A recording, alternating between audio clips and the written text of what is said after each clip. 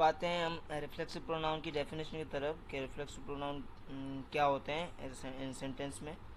The definition is that is it describes nouns when the subjects action effects the subject itself. अब ये reflexive pronoun क्या होते हैं? जो एक्शन भी खुद कर रहे होते हैं और एक्शन को रिसीव भी खुद कर रहे होते हैं. लाइक लिखा हुआ है when the subject action effects the subject itself, मतलब सब्जेक्ट का एक्शन खुद ही सब्जेक्ट को इफेक्ट कर रहा होता है. तो वो वाले हमारे पास प्रोनाउन रिफ्लेक्सिव प्रोनाउन होते हैं. Likewise yours, myself, himself, herself, ourself, themself, itself. Let's use them in the sentence for the clearation of reflexive pronoun. Likewise I did it myself. I did मैंने किया. क्या किया? My self मैंने खुद ही किया. Did it my self मैंने ये काम खुद ही किया. ठीक है. They destroy themself. वल्लाह उन्होंने तबाह किया. किन्हें तबाह किया? खुद को. ये दे का हमारे पास रिफ्लेक्सिव केस है प्रोनाउन का, देम सेल्फ. ठीक है. दे डिस्ट्रॉय देम सेल्फ उन्होंने खुद को तबाह किया. इसने खुद एक्शन किया, खुद रिसीव किया.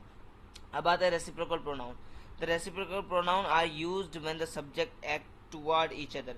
अब रेसिप्रोकल प्रोनाउन क्या होते हैं? जब दो सब्जेक्ट एक दूसरे की तरफ एक्शन कर रहे होते हैं. एक्ट टुवर्ड ईच अदर, एक दूसरे की तरफ एक्ट कर रहे होते हैं, एक्शन काम कर रहे होते हैं. Likewise the reciprocal pronoun are boarded below in sentence. They both are moving toward each other. They both, अब दो हैं इसके अंदर, हमारे पास प्लरल की बात की जा रही है. They both are moving toward each other, वो दोनों एक दूसरे की तरफ बढ़ रहे हैं. अब ये एक्शन क्या हो रहा है? एक दूसरे की तरफ, एक दूसरे के अपोजिट में हो रहा है या एक दूसरे की टुवर्ड हो रहा है. ठीक है. They are moving toward each other, वो एक दूसरे की तरफ मुड़ रहे हैं. अब आता है relative pronoun definition. The relative pronouns is a pronoun that joins two or more than two relative clause or two or more than two sentence. ये हमारे पास रिलेटिव प्रोनाउन हमेशा दो क्लॉजेज को, रिलेटिव क्लॉजेज को या दो हमारे जुमलों को आपस में जोड़ने वाला जो प्रोनाउन होता है उसे हम रिलेटिव प्रोनाउन बोलते हैं. रिलेट मतलब जोड़ने वाला. Relative pronouns are bolded below in the sentence.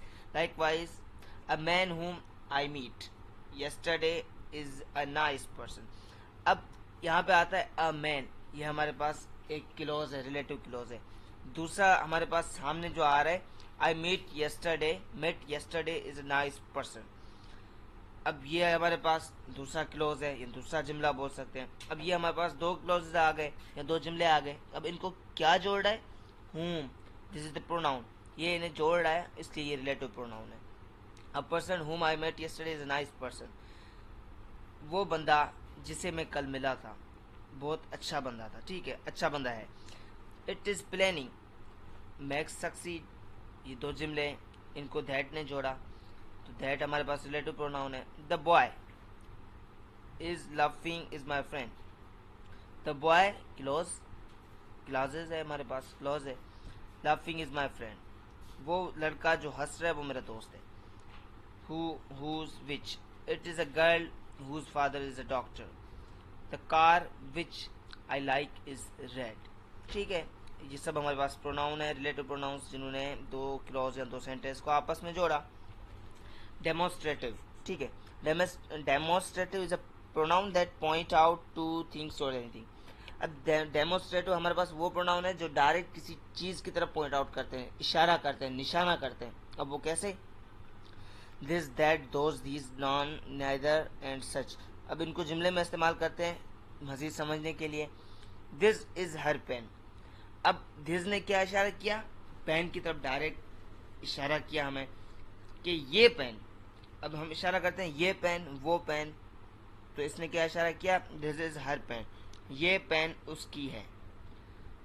Her pen मतलब उसकी पेन. अब कौन सी पेन? दिस पेन, ये वाली पेन, इसने इशारा किया. अब दूसरा जुमला आता है bike is 1 to 5. Bike 1 to 5 है. अब डेमोस्ट्रेटिव ने क्या बताया? दैट बाइक मतलब वो बाइक, इशारा करके बताया कि वो बाइक 1 to 5 है. Apples are very expensive. Apples बहुत महंगे हैं, सेब बहुत महंगे. अब कौन से सेब? दो सेब, वो सेब बहुत महंगे हैं, इसने इशारा किया. डेमोस्ट्रेटिव प्रोनाउन है. अब आता है आरंट माइन, मेरे नहीं हैं. अब क्या मेरे नहीं है? दीज आरंट माइन, वो मेरे नहीं हैं. या ये मेरे नहीं है। तो ये हमारे